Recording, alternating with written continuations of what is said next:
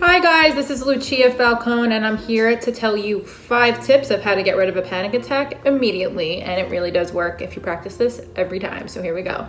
Tip number 1, identify, right? So you start feeling different body symptoms. For some people it's a tightness in their chest, it's elevated heart rate, it is breathing really quickly, some people get numbness and their arms are tingling. Whatever your symptoms are typically for a panic attack, you want to remind yourself that they can often be very similar to a heart attack. And if you've never had a panic attack before, you could get them confused. So if you've been cleared medically and you know that you're tending to have panic attacks, you want to identify. You want to identify what the symptoms feel like, and you want to remind yourself, okay, I know what this is. I know this is panic, and I know that it's not anything physical. Because when we tell ourselves that it is something physical, like a heart attack, what happens is our cortisol levels rise because we send information to our brain that we are in danger and it responds.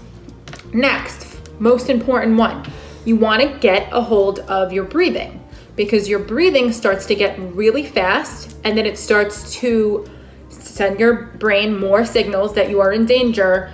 And if you can get a control of your breathing 9 times out of 10 after you've done this a little while, you can stop the panic attack. There are so many amazing resources online to teach you different breathing techniques, and you can find the ones that are best for you.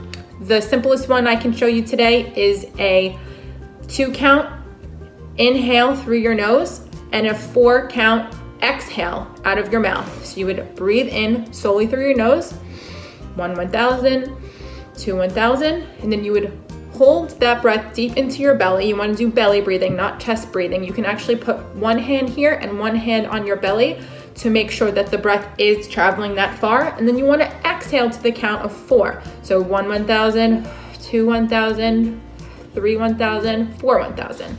And you want to repeat that for a minute or so until you've got a handle on your breathing. Next, you want to remind yourself something very, very, very important. It cannot hurt you. No one has ever died from a panic attack. No one has ever been physically harmed from a panic attack. You have to remind yourself, okay, this is anxiety. We've identified it. We've slowed down our breathing, and I'm going to remind myself I'm not in any physical danger. Number 4, you want to have self-compassion. This is a big piece. A lot of people beat themselves up and tell themselves, oh my gosh, why is this happening to me? What's wrong with me? And they start beating up on themselves, which, you guessed it, causes cortisol levels to rise. So what you want to do is just, now that you've done your breathing, you want to remind yourself, it's okay. I've had a lot going on these past couple of months or this week, a lot on my mind, and it's okay that I'm having this response. And the more self-compassion that you have, the faster you'll see your panic attacks start to dissipate.